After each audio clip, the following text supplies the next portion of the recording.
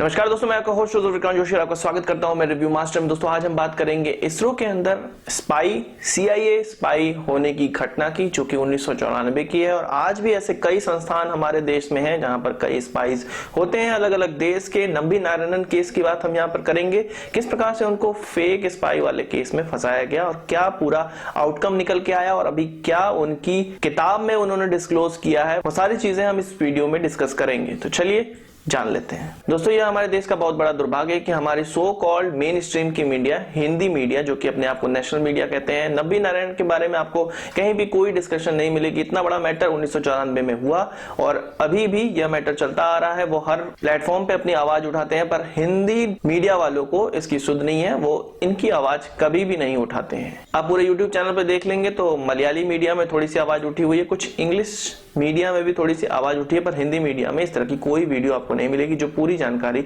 आपको दे।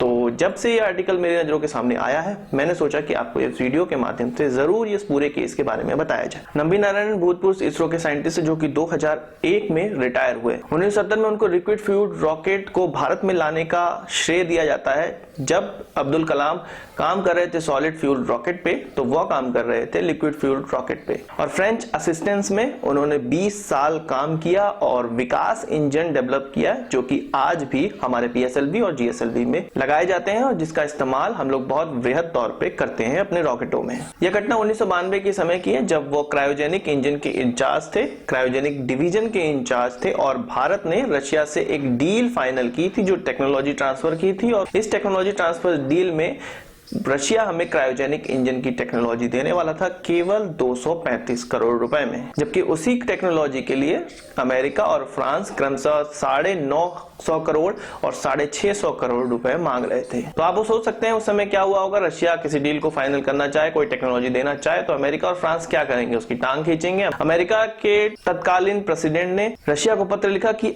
यदि आप इस प्रकार की टेक्नोलॉजी ट्रांसफर करते हैं तो हम आपको 5 कुछ स्पेसिफिक क्लब्स थे, 5 कुछ समूह थे, जिससे आपको निकाल देंगे। तो रशिया को थोड़ा डर लगा और उन्होंने ये डील कैंसिल कर दी। पर भारत समझ गया कि अमेरिका और फ्रांस यहां पर मोनोपोली बनाने की कोशिश कर रहे हैं, इसलिए उन्होंने रशिया के साथ बिना टेक्नोलॉजी ट्रांसफर के ही इंजन फैब्रिकेट करने का एक डील बना लिया। इस डील में 4 क्रायोजेनिक इंजन फैब्रिकेट करने थे। भारत की तरफ से केरला हाईटेक इंडस्ट्रीज लिमिटेड ने इसमें भाग लिया, या वो इसमें लेने वाला था। पर 1994 में नंबी नारायणन वाला केस हो गया। इस केस में एक फोटो दिखाई गई जिसमें नंबी नारायणन कुछ डिटेल दे रहे हैं 2 मालदीवियन लेडीज ऑफिसर्स को, और यह कहा गया कि इसमें कुछ फ्लाइट डेटा है जो कि मिलियन रुपए की कीमत रखता है, वो मालदीव्स को बेची जा रही है, भेजी जा रही है। हाल ही में नंबी नारायणन की एक किताब निकली है जिसका इंग्लिश वर्जन का नाम है ऑर्बिट ऑफ माई मेमोरीज। उसमें उन्होंने कहा है, उस समय मुझे IB ने बुलाया और मुझसे पूछताछ की। कुछ 51 दिन तक उन्होंने मुझे जेल में रखा और पूछताछ की। उन्होंने कहा कि अपने सीनियर और उस समय के लिक्विड प्रोपल्जन डिवीजन के जो हेड थे उनको भी इस चीज में शामिल कर लिया जाए। मतलब नंबी नारायण से यह कहा गया कि आप उनको भी इसमें घसीटे और कहें कि वो भी उनके साथ थे। पर नंबी नारायण ने ऐसा कुछ नहीं किया। उनको 51 दिन का जेल किया गया और टॉर्चर किया गया, और इतना टॉर्चर किया गया कि वो हॉस्पिटलाइज हो गए। उसके बाद ही उनको इस टॉर्चर से छुटकारा मिल पाया। 1996 में CBI ने कहा कि उनके घर से कुछ भी बरामद नहीं हुआ है। उनके पास जो मिलियन ऑफ रुपीस और डॉलर्स की बात की जा रही है वो नहीं मिला है। उनके पास कोई भी आय से अधिक संपत्ति नहीं है, इसलिए उन पर कोई भी केस नहीं बनता है। 1998 में सुप्रीम कोर्ट ने भी उनको इस आरोप से बरी कर दिया, मतलब अब उन पे कोई भी आरोप नहीं है। तो 1994 में क्रायोजेनिक इंजन भारत को मिल सकता था, पर पूरी इस स्पाई कॉन्स्पिरेसी के कारण, इसरो जासूसी कांड की वजह से हमें वो 15 साल डिले मिल पाया और हम क्रायोजेनिक इंजन के मामले में 15 साल पीछे चले गए, जिसका फायदा किसको हुआ? अमेरिका और फ्रांस को। और यही चीज उन्होंने अपनी किताब में भी जस्टिफाई की है, लिखा है। नंबी नारायण का case national human right commission ने हाईकोर्ट में, केरला हाईकोर्ट में उठाया और 1 करोड़ के कंपनसेशन की डिमांड की, पर उनको 2012 में केरला हाईकोर्ट ने 10 लाख रुपए का केवल कंपनसेशन देने की बात की थी, केरला गवर्नमेंट को कहा था। और 2012 में ही उन पुलिस ऑफिसर्स पे भी चार्ज ड्रॉप कर दिए गए जो इस केस में इन्वॉल्व थे, जिन्होंने गलत तरीके से नंबी नारायण को फंसाया गया था। यानी कि नंबी नारायण भी दोषी नहीं है, पुलिस वाले भी दोषी नहीं है। ऐसा कैसे हो सकता है? यदि कोई गलत केस है तो पुलिस वाले दोषी होने चाहिए, यदि कोई सही केस है तो नंबी नारायण दोषी होने चाहिए। पर यहाँ पर कोई भी दोषी नहीं रहा। तो यह केवल और केवल तभी हो सकता है जब कॉन्स्पिरेसी हुई हो, और यही चीज उन्होंने अपनी किताब में लिखी है। उन्होंने अपनी किताब में रतन सहगल की भी बात की है, जिनका संबंध था एक फीमेल स्पाई जो कि इसरो में थी, और यही रतन सहगल उस समय आईबी की टीम को भी लीड कर रहे थे जो इस जासूसी कांड की जांच कर रही थी। जिस समय उनसे पूछताछ चल रही थी तब पुलिस वालों ने कहा कि सीबी मैथ्यू उस समय के ऑफिसर थे, उनसे मिलना चाहते हैं। सीबी मैथ्यू के पास वो गए। नंबी नारायण को यह पता था कि सीबी मैथ्यू बहुत अच्छे पुलिस ऑफिसर हैं, इसलिए उन्होंने अपनी पूरी बात रखी कि मैं इनोसेंट हूं, मैंने कोई जुर्म नहीं किया है।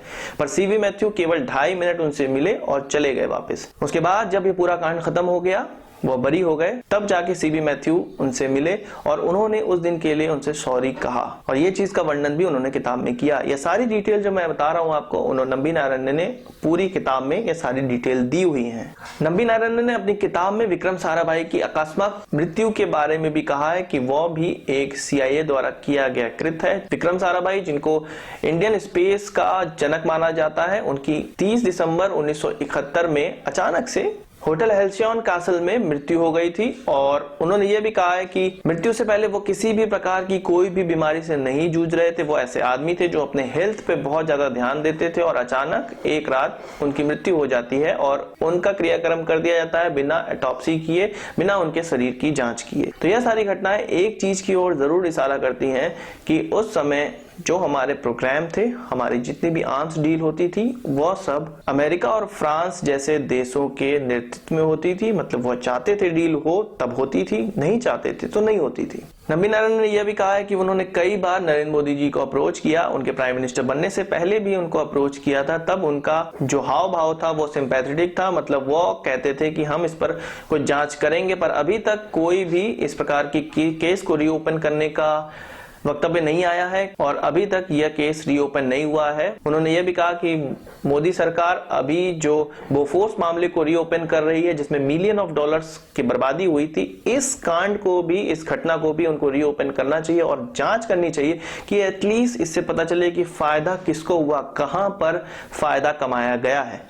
ना कि पुलिस वालों को फायदा हुआ, ना मुझे फायदा हुआ, तो एक्चुअल में फायदा क्या हुआ, पूरी घटना सॉल्व होनी चाहिए। तो यह था 1994 का इसरो जासूसी कांड। मैं चाहता हूं आप यह वीडियो जरूर किसी न किसी को टैग करें, शेयर करें, क्योंकि जो काम हमारी हिंदी मीडिया नहीं कर रही है वो आप कर सकते हैं। इस वीडियो को शेयर करके आप लोगों को बता सकते हैं कि यह कांड क्या था, यह घटना क्या थी। तो आज की इस वीडियो के लिए बस इतना ही। आशा करता हूं आपको वीडियो पसंद आया होगा। आप इसको एक बड़ा थम्स अप जरूर देंगे। इस वीडियो संबंधित कोई सवाल या सुझाव हो तो कमेंट बॉक्स में जरूर लाइएगा। यदि मुझसे कोई चीज छूट गई हो या गलत हो तो उसको भी कमेंट बॉक्स में जरूर लाइएगा। और यदि आपने हमारा चैनल अभी तक सब्सक्राइब नहीं किया तो उसे भी कर लीजिए, क्योंकि हम इस प्रकार की वीडियो लाते रहते हैं। नमस्कार, थैंक यू।